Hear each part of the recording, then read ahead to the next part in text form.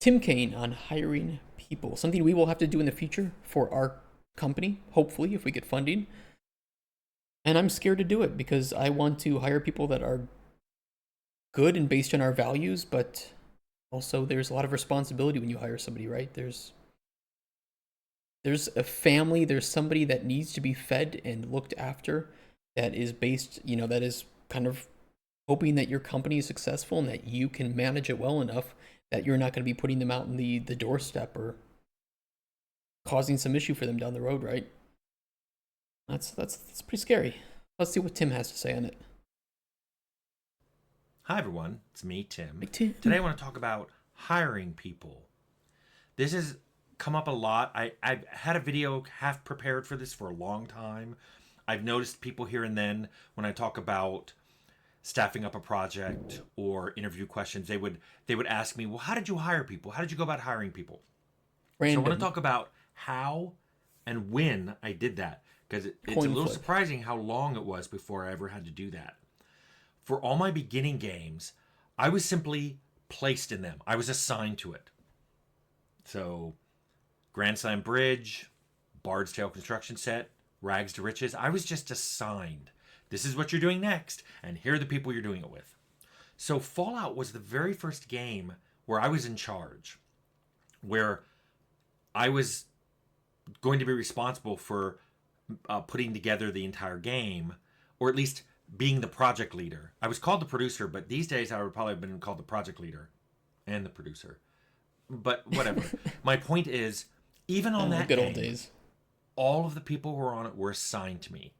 As they came off other projects, Interplay administration would look at what was out there and they would assign me people. So even for Fallout, I really didn't get to pick the people who were on it, with one exception. Mm. Fred Hatch, my assistant producer, I did ask for him, sort of. I was starting to get a little overwhelmed with all the different duties I had to do on Fallout. I was the producer, the lead programmer, and I also did design. It was a lot of work. It's way too much for one person. Ended up having a lot of busy work that I didn't know about, like project reports, like doing Gantt charts on Microsoft Project, which I don't even want to do. Oh, God. So I remember going to the executive producer and I said, could I please have an assistant producer? And he said, you don't need one. You only have one project. I then pointed out to him 2 different producers who had one project and they had an assistant producer. And those producers didn't do anything else. They weren't being a lead programmer. They weren't doing design on their games. Mm-hmm. They certainly weren't maintaining an OS abstraction library that was being used in 4 or 5 other games. So he relented and went, okay, I think you do need an assistant producer. And I said, great. Can I have Fred Hatch? Fred Hatch was his assistant producer. It worked out. I ended up getting Fred. And Fred did a lot of great stuff on Fallout. He handled some of the production reports. I think I wrote most of them, but he handled like the Gantt charts and some organizational stuff. And he handled the organizing of all the voiceover. He would drive up to Hollywood. He would sit through the sessions. He would bring back the tapes for our audio people to divide up. He would get those new files to people who then had to animate the heads. I mean, basically, assistant producers do a lot of stuff. I've worked on a project. Maybe let's be a little bit more abstract with this. I've already said it. Like, I've worked on a project where, because of somebody who was quite egotistical, they believed that they could do all of this themselves. And I think they were a little afraid, too, of them not being paid as much if somebody else were to take some of their work. That's really the best way I can put it. And what they ended up doing was fucking over the project. It's one thing to say, oh yes, I can do all these things. Yeah, but should you be doing all that? Because people rely upon you to do certain things in order for their work to go easier. And if you don't have enough time to focus to be an effective leader in that position, you're hurting the rest of the game and the rest of the team. And that was something that this person never understood. Never understood that, and it's caused a lot of problems. I commend Tim Kaine on being able to say, look, I just need help. I just need somebody to assist so that I can do the things that I either want to do or can do most efficiently. And that's not an easy thing to say, especially for people in positions of responsibility like that. I won't say positions of power, although it is kind of true. But I don't think that people like Tim see that as a position of power. I think he sees it as a position of responsibility, and he needed to be responsible for the things that he had charge over. And in order to do that, sometimes it is best to delegate to somebody who can handle aspects of that are taking too much time. Anyway, because of this, And it that is wasn't being until responsible. Arcanum that I actually had to hire people. Like literally, get resumes and hire people Yeah. to It's weird that he work didn't for have that me. on Fallout. It's kind of Since crazy. Arcanum started in 1998, and I didn't have to do that till late 1998, since I started in 1981, I was in the industry for 17 years before I had to hire a single person. Wow. Now, that's not to say I wasn't involved in interviews, but I'm talking about when I had to hire people, it was 17 years. By then, I knew a lot of people in the industry. So I want to kind of break down like the hiring of people into the sources of where they came from. The first source was previous coworkers. Yep. Now, I People didn't you go to trust any of and them know. and go, come work for me. A lot of people, when I It's what left I'm going to be doing Interplay, a too. lot of people I'd worked with contacted me, especially after the news hit that we had been funded, and said I would love to come work on a project. I promise you, when Colden Chronicles gets funded, I'm going to have the same thing. And there are already people that I have lined up that said, you know what, yeah, if you get funded, I'm in. No problem. And the reason that that's important for me to have is also for getting funding. Because I can say, look, I can't reveal names, but I have this person, and this person ready to go if we get funding. All we need is that first bank account deposit, and we're up. But it also just saves me a lot of time. I can just go and get people. I've already worked with them. I know how to work with them. I know how to talk with them. It just makes it much easier than hiring somebody random that I don't even know if they're a good fit for the team. And this is why I haven't worked on a few games for mates. They all want to start projects. I just can't work for free. Yeah, I mean that's how it is, and I get it too. I get that with a lot of my friends where it's like, yeah, I have responsibilities, I have a family to look after, and it's like, yeah, I get it. I wish this were an ideal world where we could work on this game, and I wish it were an ideal world where I had the money to pay you, but it just isn't that world for me right now. But hopefully, with enough hard work and enough persistence, we can get to that point. And I think we can. There was also a really good source of people was school, both fellow students, especially Yeah, grad good students, because networking. I was located. Troika's first office was just a mile away from UCI's campus, maybe two. So a lot of the people I had been in grad school with from 87 to 91 were still around 7 years later, and some of them were looking for work. So that was a great way Good point, of yeah. finding really good programmers. Also, I taught a class in game development in 99, and at least one person on Arcanum was hired because I'd seen their work, their code in that class, and a few more were hired on Temple. So, school, both being in school and teaching, was a great way of meeting and sort of casually vetting people who wanted to come into the game industry. We do that on the stream. Um, That's there one were of the also reasons. industry folks, not people I'd worked with, but from other companies. LA is a very dense game development area. And while I'm not a big networker, it's always been a fault of mine, I did meet people from other companies. Now, it was interesting because Interplay had a policy of no do not fraternize, I can't say that word, with other companies. They told us they would fire us if they found us hanging out with people from different companies. Which That's is a little fucked up. ironic because there was a weekly evening poker night with higher ups from other companies. But I basically That's said, really F that. fucked up, I, dude. I did it anyway. I Yeah. figured if I got fired over something like that, I'm not going to be embarrassed by it. I'm going to wear it as a badge. And if a new company asked me why I got fired, I'd be like, because I played D&D with people at other game companies. In fact, I ended up playing D&D with people up at DreamWorks. So That's that was cool. fun. And it let me meet people at If you threaten people's jobs, they'll find new ones. I agree.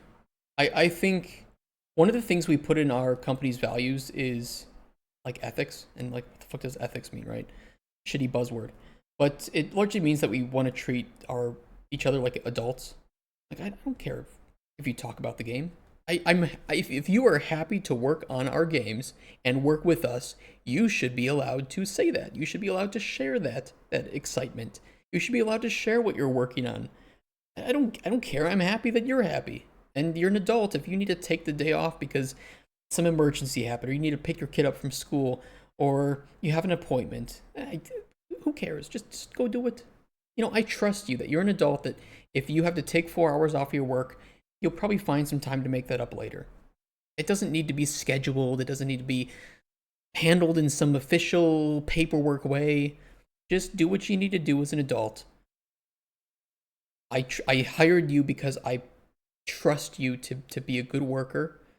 And if you can do that, that's all that really matters. One of my landlords threatened to kick me out. I found a new place within a week and he begged me to stay.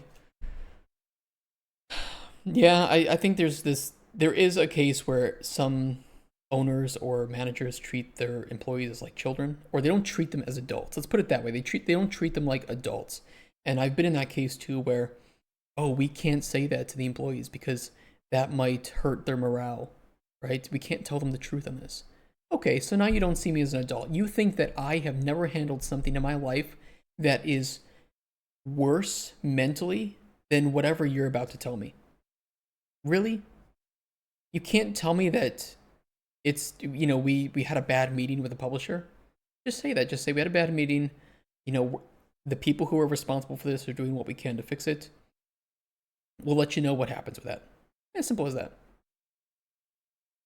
Yeah, just be transparent. Just be honest with your employees. Like, they are fucking adults. They want to work. They want to make a good game. And if you put any barriers on that, if you treat them like they're children, or if you hide things from them, it will get found out. I promise. Every single time a company has hidden something from their employees, the employees find out. And the difference between them finding something bad out when you are purposely withholding it is a world of difference from when you just say it straight up. Just be honest. They can handle something worse. They've handled a lot worse in their life than whatever you have to tell them. Still get treated like kids sometimes, and I'm 30 next month. It happens, especially with like new hires or junior developers. I can say this. When I was in a position of leadership in one of my companies, or one of the companies I worked at, I shared almost everything. The only things I didn't share were things that I wasn't sure about, where I was told by somebody higher up than me that, hey, we're talking to this publisher about this, but we don't have anything certain back yet. Okay, I wouldn't say it. But if it was something certain, yeah, I would tell people. I would say it. Like, yeah, hey, I heard this from the people. They told me not to say it, but here it is. And it never really caused a problem. at lots of different game companies and of different sizes and in different departments. So another thing that helped hire people was press. Now, this is something that may not help you on your first game, but we not only received, Leonard and Jason and I, a lot of press when we left Interplay and started Troika, so people out there knew a game company was being created. Well, I mean, he's right. I mean, I think this still works. He's right that it may not work for your first game, but look at the number of people who worked on Witcher 2. And The Witcher 2 was a pretty good game, but it wasn't Witcher 3. Witcher 3 was an amazing game, and which is a surprise that it was made so well because the production was hell. I'm here in Poland.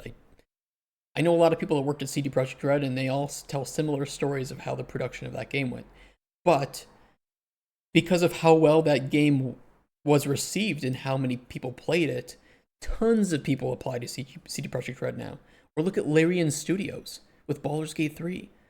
I mean, they just opened a new studio here in Warsaw because they're expanding. They're making these great games. Divinity 2 was amazing when people heard they were working on Baldur's Gate 3 and saw how it was being produced from the press. A lot of people want to take part in that. Witcher 3 still in your backlog. Play it. It's a very good game. But we were also known for our games. Fallout got people applying to work at Troika on Arcanum because they're like, hey, I really love Fallout. Are you doing anything like it? Hmm. And then Arcanum got us a lot of people who worked on Temple and Vampire Bloodlines. So, and It's that was all through legacy. press Legacy matters. when things would come out in game magazines about Troika making these games or just spun up a new game. We would get resumes, and then that was that would go into our pile of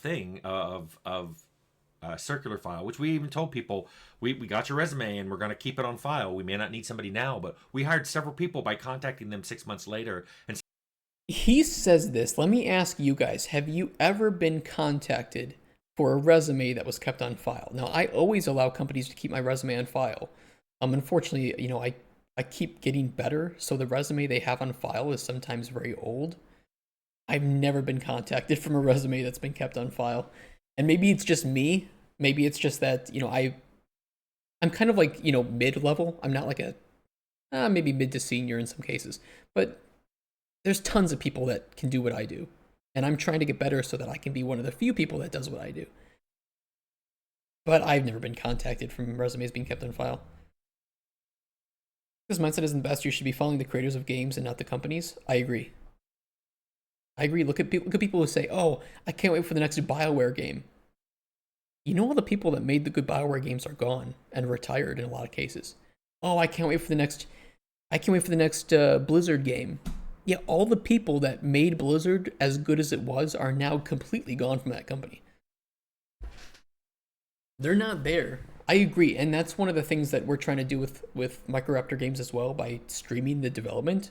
Is that in the future when we have funding and we have like a level designer or a 3D artist, we can have them stream for the day instead of me. And you can watch somebody making 3D art instead of doing whatever the fuck I'm doing. And that gives me the time to do things that I need to do. But it also lets you learn, hey, this is I don't know, Anya, the 3D artist, right? Now you know her. You know her that she is part of this company, and you can maybe if you like watching 3D art, you can watch her stream on her days, and if you just want to watch me, you can watch me on my days. And so this way people know Microraptor Games, but they also know the faces behind it and they can interact with those people directly. That way I can be a spokesperson for the company, but I am not the only person at the company. You've stopped allowing them having on file because it blocks future applications. Really? I didn't know that.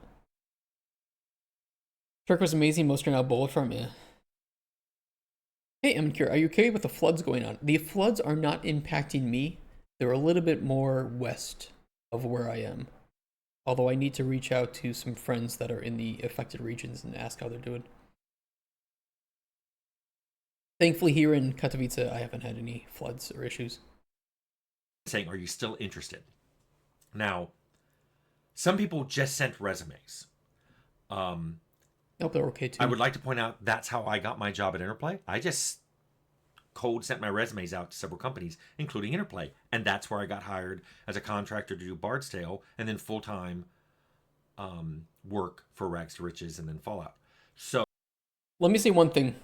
If we ever hire, by the way, for Microraptor Games, please, please, please include a cover letter. I read every cover letter that I get sent. I want to know your journey. I want to know where you started, the shitty games you made when you were starting game dev, why you are passionate about games.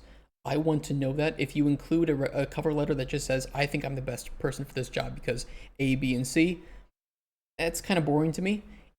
If you don't include one, I don't know your journey. And if we get a lot of applications, I may not prioritize reaching out to you. So just stating this, if you ever reach out to us, I want to know your journey. I want to know why you want to make games and what makes you so passionate about games. And I will read that. So just sending your resume to game companies can work. We ended up hiring people skills in the 7-year lifespan of Arcanum from all those sources. Probably some videos of mine you should watch if you're interested is I have videos on questions I like to ask in interviews that helped, weed through the different candidates. Remember that I said there was a video about you should make a demo? and include it with your resume, either on a floppy or a CD, or have a link Yep, somewhere you where people should. can play it. And I talk about how it moved your resume to the top of a pile. I'm saying that from experience. Resumes I got that included some kind of working demo got moved right to the top of the pile. And I can tell you, especially in the 90s, that meant that person had worked. There was no game engine for them to download for free and put something out. Yep. These people had to put something together. And it was impressive. I mean, I'm not saying I saw complete, finished, polished games, but I saw people who had put in the work. And I thought, this person, I'm going to move this resume to the top of the pile. And when they come in for the interview, I've got questions for them. It shows a desire to understand and a desire to create. I know that working on things in your free time is not always possible from a time perspective, especially if you have a family and stuff, but you wouldn't just download a bit. Shut the fuck up. He's right. You know, and that's why I always ask, like, I want to see those games that you made that are shitty. I want to see the journey because to me, it demonstrates passion. It demonstrates your growth. If I just see the last thing you worked on, sure, I can see where you are now, but I don't know where you came from. I don't know, did you teach yourself? Maybe that's part of who you are as a person. Did you come from modding like me? I came from modding games. You know, tell me how making mods impacted you. How did you find making mods different from working in a team? I want to see all that. I want to see the game jams that you took part in because that shows to me that you took an effort to work on games with other people, that you tried teamwork. Maybe you have a bad experience that you can share and what you learned from it.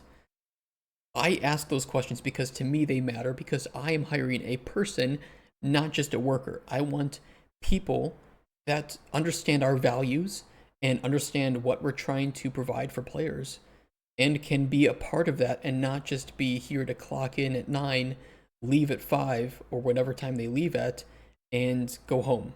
I understand I can get people like that.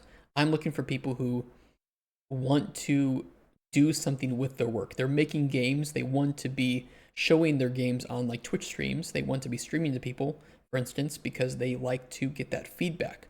They want to be in the Discord talking with the players because that's how they understand if players like what they're doing. I don't know, just things like that. A couple orders an email that includes links to the game in question. Would you play it? Yes. Yeah, I would check out the links that you send. I know it's a little bit difficult because people, it's like you have a PDF, right? And it's like, well, you print out a PDF to show your hiring managers. You can't click on links in a PDF if you print it out. But if I'm really going carefully over people that send me their resumes, I will look at everything they make. I will make notes about things that I like or don't like about their experience. And I will use those notes to ask them questions like, hey, I saw this. I saw a video of you playing through your game that you made, and it had this weird thing. Or tell me a thing about it that you designed poorly. Or tell me, some mistakes that you made in it that you've learned from. Great people make great games? Yes. I 100% agree. And I know people will. I know some people who have scoffed when I say I hire for values first, skill second. And the reason is skill can be earned, can be gained. Values are something that is more core to the individual. I don't really care if somebody has 2 years more of experience in some program. If they're an asshole, they're not going to be a good team player. I want somebody who can show that they are good at learning, good at making progress, they are capable of handling their ego, they can work well in a team, and they have an intense passion for what they do. If you look at my CV, not from a hiring perspective, to see what is or isn't good, I can try. I think you should get multiple eyes on it, though. But I would love to take a look. But, it's different companies look for different things, and indie developers will look at a CV different than a AAA company. AAA company is likely going to receive hundreds of applications. They filter this through using software, and then they will manually cherry pick out some that look interesting that they will take a look at and say, okay, nope, this one looks okay. Let's have an interview. Let's have a call. Indie developers also receive a lot of applications, but you're more likely to have a manual review of the CV you send from an indie developer than you will from a large company. Not always, but usually. So I also have a video, just a generic how to get a job in the industry video, and you may want to watch that. You're But right, I'm curious. specifically, what I wanted to talk about here then was I didn't do a lot of hiring for a long time. Those were the sources of where I found people to hire. And you can watch those other videos on what I looked for, what I did in interviews, and what questions I asked, and what I looked for in candidates. So I hope if you had any questions about how to hire people, if you're trying to put together a team, I hope this video helped. Yeah, that was another good video. I'd love to see which. Yeah, he referenced videos, job interview questions, job interview tests. I don't know if we watched this one for job interview questions. I don't remember. 8 months ago? I don't Hi think we everyone, would it's have. me. We'll add that to our watch later. Save. Watch later. But yeah, another great video from Tim. Who would have guessed? Here's a link if you want to watch that on your own. And thank you for watching that from YouTube. Bye bye, YouTube. See ya, YouTube.